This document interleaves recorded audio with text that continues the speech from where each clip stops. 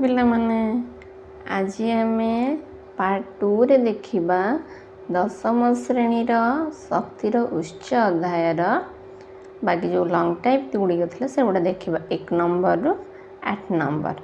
तो प्रथम 1 नंबर देछि कौन ना सौर चूलार गठन और कार्यकारिता चित्र सह बुझा। तेरे बही रे जो भी चित्र अच्छी से ही चित्र ही आम करवा। तब बही चित्र मु देखी दूचे तापर मु तुमको बुझेबी। तेरे बही रे हमर सौर चूलार चित्र दे देछि। तो सौर चूलार टोटाल मुख्य 3टी अंश। प्रथम होची आधार पात्र, द्वितीय तापशोषी आच्छादन, तृतीय होची प्रतिफलक। ए आधार पात्र एवं तापशोषी आच्छादन और प्रतिफलकर कौन कार्य मु तुमको बुझेबी। बाकी चित्रटी संपूर्ण भाव जहाँ बही अच्छे ताकू ही आम करवा।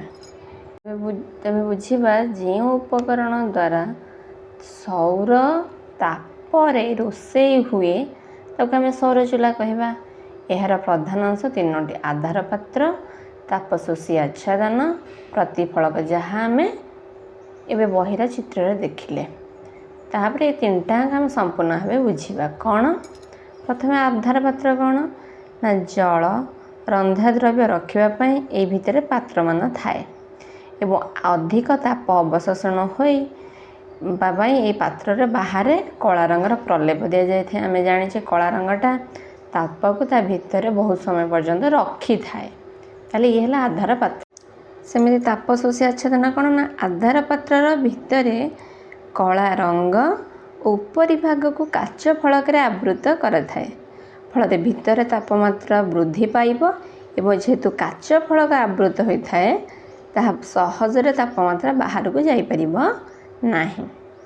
तेरे शेष है प्रतिफलक। प्रतिफलक कौन ना साधारणतः आलुमिनियम धातु बा काचर प्रतिफलक तैयारी होता है।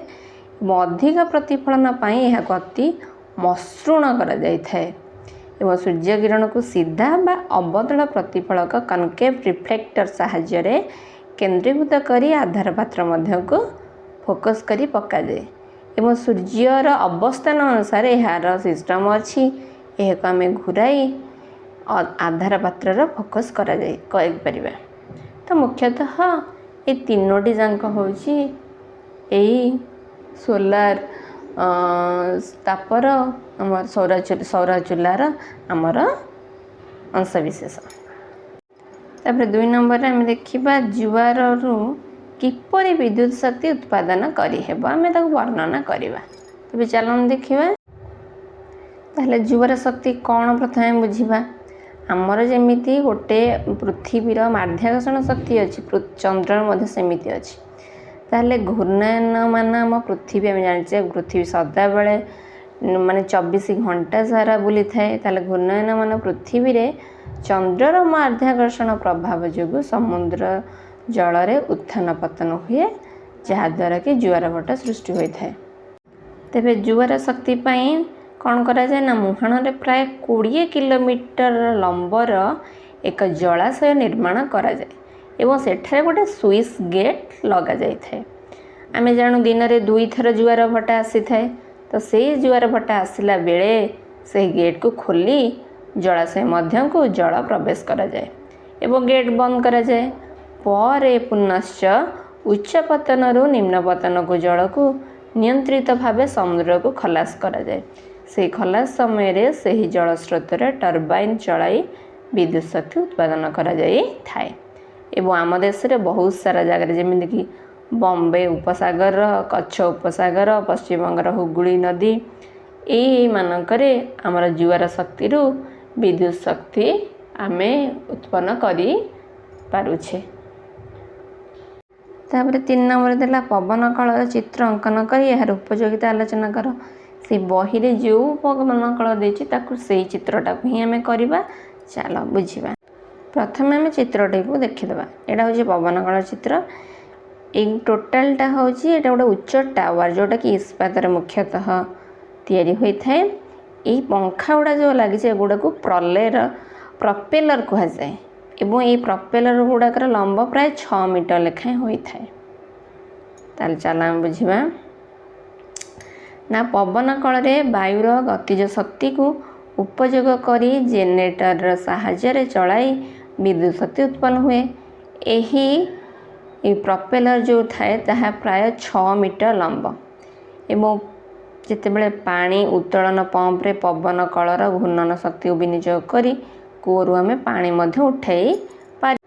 ସେମିତି କୃଷି କ୍ଷେତ୍ରରେ ଜଳସେଚନ ପାଇଁ ପମ୍ପ ଟେକେଇବାର ପବନ କଳ ବିଶେଷ ସହାୟକ ହୁଏ। ଆମ ଓଡ଼ିଶାର ପୁରୀଠାରେ ଡେନମାର୍କ ଦେଶର ସହାୟତାରେ ପବନ କଳ ସ୍ଥାପିତ ହୋଇଛି ଏବଂ ସେଠାରୁ ପ୍ରାୟ 5.5 ମେଗାୱାଟ୍ର ଆମକୁ ବିଦ୍ୟୁତ୍ ଶକ୍ତି ମିଳିଯାଉଛି। ଫଳରେ ଆମେ ଏହି ପବନ କଳ ସାହାଯ୍ୟରେ ପବନକୁ ବା ବାୟୁକୁ ଉପଯୋଗ କରି ଆମେ ବିଦ୍ୟୁତ୍ ଶକ୍ତି ମଧ୍ୟ ପାଇପାରୁଛେ। ଏବଂ ଆମେ ଜାଣିଛେ ପବନ କଳର ଦେଶ କୁହାଯାଏ କାହାକୁ ନା ଡେନମାର୍କକୁ। ଦେନ୍ ନମ୍ବର 4 ଦେଖିବା, ବହୁତ ସୁନ୍ଦର କ୍ୱେଶ୍ଚିନ୍, ଇମ୍ପୋର୍ଟାଣ୍ଟ କ୍ୱେଶ୍ଚିନ୍ ଯେ ସୂର୍ଯ୍ୟ ସକଳ ଶକ୍ତିର ଆଧାର। ଏହି ଉକ୍ତିର ଆମେ ଯଥାର୍ଥତା ଦର୍ଶାଇବା କେମିତି ଲେଖିବା? ସୂର୍ଯ୍ୟ ସକଳ ଶକ୍ତିର ଆଧାର। ଆମେ ଜାଣୁ ପୃଥିବୀରେ ଯେତେ ପ୍ରକାର ଶକ୍ତି ଅଛି ତାହାର ସମସ୍ତର ମୂଳ ଉତ୍ସ ହେଉଛି ଆମର ସୂର୍ଯ୍ୟ। ତ ଦେଖିବା ଜଳ ସ୍ରୋତ ସାଧାରଣତଃ ସୂର୍ଯ୍ୟ କିରଣ ପ୍ରଭାବରେ ହିଁ ସୃଷ୍ଟି ହୋଇଥାଏ। କାରଣ ବୃଷ୍ଟିପାତ ଯୋଗୁଁ ହୁଏ ଜଳ ସ୍ରୋତଟା। ଏହି ବୃଷ୍ଟିପାତ କାହା ଦ୍ୱାରା ହୁଏ? ସୂର୍ଯ୍ୟ କିରଣକୁ ନେଇକି। ଏବଂ ଯେତେବେଳେ এই ଜଳସ୍ରୋତ ହୋଇସାରେ ଜଳସ୍ରୋତକୁ ଆମେ ବ୍ୟବହାର କରି ଡଙ୍ଗା ବୋଇତ ଆଦି ଚାଲିଥାଏ, ତାହେଲେ ଡାଇରେକ୍ଟ ବା ଇନଡାଇରେକ୍ଟ ଭାବେ ସୂର୍ଯ୍ୟ ଏଥିରେ ଇନଭଲ୍ଭ ରହିଲେ। ସେହିପରି ସୂର୍ଯ୍ୟ କିରଣ ଦ୍ୱାରା ବାୟୁମଣ୍ଡଳର ସବୁ ସ୍ଥାନର ତାପମାତ୍ରା ସମାନ ନଥାଏ, ଫଳରେ ବାୟୁ ଚାପରେ ପାର୍ଥକ୍ୟ ହୋଇଥାଏ ଏବଂ ବାୟୁ ସ୍ରୋତର ସୃଷ୍ଟି ହୋଇଥାଏ। ଏବଂ ଏହି ବାୟୁ ସ୍ରୋତକୁ ଆମେ ବ୍ୟବହାର କରି ପବନ ଚକ୍ରୀ, ପାଲଟଣା ବୋଇତ ଇତ୍ୟାଦି ଚଲେଇଥାଉ। ସେହିପରି ବୃକ୍ଷଲତାରେ ଥିବା ଜୈବ ରାସାୟନିକ ଶକ୍ତି ସେମାନେ ଆଲୋକ ସଂଶ୍ଳେଷଣ ସୂର୍ଯ୍ୟାଲୋକରୁ ଲାଭ କରନ୍ତି ଏବଂ ଏହି ଶକ୍ତିକୁ ସେମାନେ ଖାଦ୍ୟକ ଶୃଙ୍ଖଳର ଅନ୍ୟ ଜୀବଜନ୍ତୁଙ୍କୁ ଲାଭ ଦିଅନ୍ତି। ଏବଂ ଯେତେବେଳେ ପୁନଶ୍ଚ ଭୂମିକମ୍ପ ଆଦିରେ ଜଙ୍ଗଲପୂର୍ଣ୍ଣ ଭୂଖଣ୍ଡ ଜୀବଜନ୍ତୁ ମାଟି ତଳେ ଅତ୍ୟଧିକ ଚାପ ଓ ତାପ ଯୋଗୁଁ ତାହା କୋଇଲା ପ୍ରାକୃତିକ ଗ୍ୟାସ୍ ପେଟ୍ରୋଲିୟମରେ ପରିଣତ ହୋଇଥାଏ, ଯାହାକି ଜୀବାଶ୍ମ, ଯାହାକୁ ବ୍ୟବହାର କରି ତାପ ଶକ୍ତି, ବିଦ୍ୟୁତ୍ ଶକ୍ତି, ଯାନ୍ତ୍ରିକ ଶକ୍ତି ମିଳିଥାଏ। ତାହେଲେ ସବୁରି ମୂଳରେ ସୂର୍ଯ୍ୟ। ତେଣୁ ଅତଏବ ସୂର୍ଯ୍ୟ ହିଁ ସକଳ ଶକ୍ତିର ଆଧାର ଓ ଅସରନ୍ତି ଶକ୍ତିର ଭଣ୍ଡାର ଅଟନ୍ତି। 5 ନମ୍ବର ଦେଲା ଗୋବର ଗ୍ୟାସ୍ ପ୍ଲାଣ୍ଟର ଚିତ୍ର ଅଙ୍କନ କରି ତାହାର ବିଭିନ୍ନ ଅଂଶର କାର୍ଯ୍ୟ ଉଲ୍ଲେଖ କର। ବହିରେ ଯେଉଁ ଚିତ୍ର ଦେଇଛି ତାହା ସମ୍ପୂର୍ଣ୍ଣ ଭାବେ ଆମେ କରିବା, ବାକି ମୁଁ ତୁମକୁ ବୁଝେଇବି। ତାହେଲେ ଏଇଟା ହେଉଛି ଗୋବର ଗ୍ୟାସ୍ର ପ୍ଲାଣ୍ଟ। ଏଇଟା ଡୋମ୍, ଗୋବର ପାଣି ଏପଟେ ଆସିବ ପ୍ରବେଶ ଦ୍ୱାର। ଏଇଟା ହେଉଛି ଡାଇଜେଷ୍ଟର କୂପ, ଏଇଟା ସିମେଣ୍ଟ ପାଇପ୍, ଏପଟେ ଖଦା ନିଷ୍କାସନ ଦ୍ୱାର ଏପଟଟା ଏବଂ ଶେଷରେ ଏପଟେ ଗ୍ୟାସ୍ ନିଷ୍କାସନ ଦ୍ୱାର। ଏପଟେ ଏଇ ଗ୍ୟାସ୍ ନିଷ୍କାସନ ଦ୍ୱାରଟା ଯାଇକି ଲାଗିଥିବ ଆମର ରୋଷେଇ ଘର ପାଖରେ, ଯେଉଁଠି ଆମେ ତାକୁ ବ୍ୟବହାର କରିପାରିବା। ଏବେ ଚାଲ ଆମେ ତାକୁ ବୁଝିବା। ଚିତ୍ର ଦେଖିଦେଲେ ତାହେଲେ ଗୋବର ଗ୍ୟାସ୍ ପ୍ଲାଣ୍ଟର ମୁଖ୍ୟତଃ 4ଟି ଅଂଶ ଥାଏ। ଆମେ ଗୋଟେ ଗୋଟେ ଦେଖିବା। ପ୍ରଥମେ ହେଲା ପ୍ରବେଶ ପାତ୍ର। ଏଥିରେ ଗୋବର ଓ ପାଣିକୁ 4:5ରେ ମିଶାଇ ଭଲ ଭାବରେ ଫେଣ୍ଟି ମଣ୍ଡ କରାଯାଏ। ସେହି ମଣ୍ଡକୁ ପ୍ରବେଶ ପାତ୍ରରେ ଭର୍ତ୍ତି କରାଯାଏ। ଆମେ ଦେଖିଲେ ପ୍ରବେଶ ପାତ୍ର। ଏବେ ଏହି ମିଶ୍ରଣ ନଳ ଭିତରେ ସ୍ୱତଃ ଡାଇଜେଷ୍ଟର କୂପକୁ ଚାଲି ଯାଇଥାଏ। ଯେତେବେଳେ ଡାଇଜେଷ୍ଟର କୂପ ଗଲା, ତାହେଲେ ଡାଇଜେଷ୍ଟର କୂପ କ'ଣ ନା ଏହାର ଚାରିକାନ୍ଥ ଇଟା ଓ ସିମେଣ୍ଟରେ ତିଆରି ହୋଇଥାଏ। ପ୍ରାୟ 1/3 ଭୂମିର ଉପରକୁ ଓ 2/3 ଭୂମିଠାରୁ ତଳକୁ ଥାଏ। ଗୋବର ଓ ପାଣିର ମଣ୍ଡ ଯେତେବେଳେ ଏଠି ଯାଇକି ଜମା ହୁଏ, ମାନେ ଆର ମୁଖ୍ୟ କାମ ହେଲା ଏ ଗୋବର ଓ ପାଣିର ସେ ମଣ୍ଡକୁ ଜମା କରିକି ରଖିବ। 3 ନମ୍ବର ଅଂଶ ହେଲା ତାର ଧାତୁ ନିର୍ମିତ ଡୋମ୍। ସାଧାରଣତଃ ଡୋମ୍ଟି ଇସ୍ପାତରେ ତିଆରି ହୋଇଥାଏ, ମାତ୍ର ଏବେ ସିମେଣ୍ଟ କଂକ୍ରିଟରେ ମଧ୍ୟ ଡୋମ୍ ତିଆରି କରାଯାଉଛି, ମାନେ ଅର୍ଥ ବଞ୍ଚାଇବା ପାଇଁ। ଏହା କୂପକୁ ସମ୍ପୂର୍ଣ୍ଣ ରୂପେ ଘୋଡ଼େଇକି ବାୟୁ ରୋଧୀ କରିଥାଏ, ନା ବାୟୁ ଯେମିତି ସେ ଭିତରେ ପ୍ରବେଶ କରିପାରିବ ନାହିଁ। ଏବଂ ଶେଷ ହେଲା ନିର୍ଗମ ନଳୀ। ଏହି ନଳୀ ଧାତବ ନଳୀ ଅଟେ। ଏହା ବାଟ ଦେଇ ଗ୍ୟାସ୍ ରୋଷେଇ ଘର ଚୁଲାକୁ ସଂଯୁକ୍ତ ହୋଇଥାଏ ଏବଂ ନିୟନ୍ତ୍ରିତ ଚାପରେ ଏହାକୁ ଜଳାଇବାର ବ୍ୟବସ୍ଥା କରାଯାଇଥାଏ। ତାହେଲେ ଗୋବର ଗ୍ୟାସ୍ ପ୍ଲାଣ୍ଟକୁ ଆମେ ବ୍ୟବହାର କରି ଆମେ ରୋଷେଇ କାମ କରିପାରିବା। ଫଳରେ ତାପରେ 6 ନମ୍ବର ଦେଇଛି ସୋଲାର ସେଲ୍ କ'ଣ, ଏହାର ଉପକାରିତା ଉଲ୍ଲେଖ। ताले सोलार सेल कौन ना सौरशक्ति को विद्युत शक्ति रे परिणत करने पाई व्यवहृत उपकरण को सोलार सेल कहा जाए। एथिरे सौरशक्तिर सीधा सड़क विनियोग विद्युत विभांतर सृष्टि करे। यह आलोक वोल्टीय प्रभाव कहा जाए। उपकारिता कौन ना यानवाहन चलैबा रेडियो टीवी जंत्रपाति आदि व्यवहार करा जाए। दुर्गम बरफावृत पर्वतांचल महाकाश उपग्रह जंत्रपाति चलैबारे ट्रैफिक संकेत इत्यादि सोलार सेल को व्यवहृत करा जाय थाए। 7 नंबर देला नदीबंध योजना द्वारा किपरि शक्ति उत्पादन करा जाए। ताले नदीबंध योजना द्वारा नदी रे बंध पकाई बृहत जलभंडार हुए पर जल को उच्च पतन निम्न पतन को प्रबल वेग छड़ा जाए थाए। से जो प्रबल वेग छड़ा जावा द्वारा से जलस्रोत सृष्टि हुए। से जलस्रोत टर्बाइन घुराई टर्बाइन सहित जेनेरेटर आर्मेचर संयुक्त थाए। ताहा घुरिबा सहित विद्युत शक्ति उत्पन्न होता है। एहीपरि भावे आम नदीबंध योजन विद्युत शक्ति उत्पन्न कर 1 नंबर 7 नंबर सरीगला। एबे आम शेष नंबर 8 नंबर पार्थक्य दर्शाई देखा। 1 नंबर 8 नंबर 1 देला नवीकरण योग्य नवीकरण अयोग्य शक्ति। तारे नवीकरण योग्य नवीकरण अयोग्य योग्य है कौन ना जो प्रकार शक्ति को बारंबार व्यवहार कले से सरे नहीं बा सरीगले पुनर्बार सृष्टि होता है नवीकरण योग्य एवं यह असरती।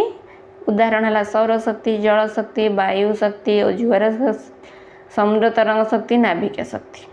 मात्र नवीकरण अयोग्य कौन ना जो प्रकार शक्ति को बारंबार व्यवहार कले ताहा सरी जाए बा पुनर्बार सृष्टि हुए नहीं बा बहुत कष्ट साध्य ताहा नवीकरण अयोग्य एवं यह सरंती शक्ति। उदाहरण है कोयला पेट्रोलियम प्राकृतिक गैस इत्यादि। खरे देला जल विद्युत शक्ति और तापज विद्युत शक्ति।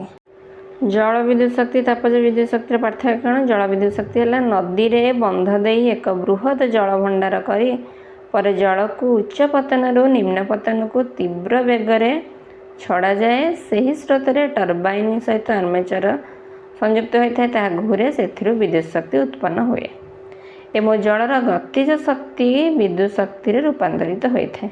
उदाहरण है आम ओडिशार हीराकुद माछकुंड बालीमेला उपर कोल्लाब उपर इंद्रावती यही जगह जल विद्युत शक्ति केन्द्र अच्छी। सेपरि तापज विद्युत केन्द्र शक्ति कौन ना कोयला को जाली जल को बाष्प परिणत करा जाए। सही जलीय बाष्प को अत्योच्च चापरे जनित्र लगी टर्बाइन को घुराई सह संयुक्त आर्मेचर घूरी थाए से विद्युत शक्ति उत्पन्न होता है। तो कोयलार रासायनिक शक्ति विद्युत शक्ति को रूपांतरित हुए। उदाहरण है आमर नाल्को तालचेर आसन सोलर। ताहले एथिरे जल विद्युत रे कौन है ना जलर गतिज शक्ति विद्युत शक्ति परिणत है। एठारे कौन है ना कोयलार रासायनिक शक्ति विद्युत शक्ति रूपांतरित है। ग नंबर है सामुद्रिक तापज शक्ति और भूतापज शक्ति। ताले सामुद्रिक तापज शक्ति कौन ना समुद्रर पृष्ठर जल और आभ्यंतरीण जल मध्य तापमात्रार प्रभेद को कारण ऊपर पृष्ठर जो तापमात्रा आभ्यंतरीण जल तापमात्रा पूरा अलग तो से प्रभेद को नहीं शक्ति संग्रह हुए।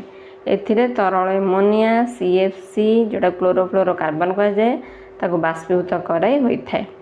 ताले एथिरे बहुत मात्रा रे वायु प्रदूषण हबार संभावना थाए एवं एथिरे बहुत अर्थ मध्य लगी थाए ताहा एटा व्ययबहुल। मात्र भूतापज शक्ति ये कौन ना पृथ्वीर अभ्यंतर थिबा ताप शक्ति को निर्दिष्ट प्रक्रिया नियंत्रित व नियंत्रण करी व्यवहार करा जाए।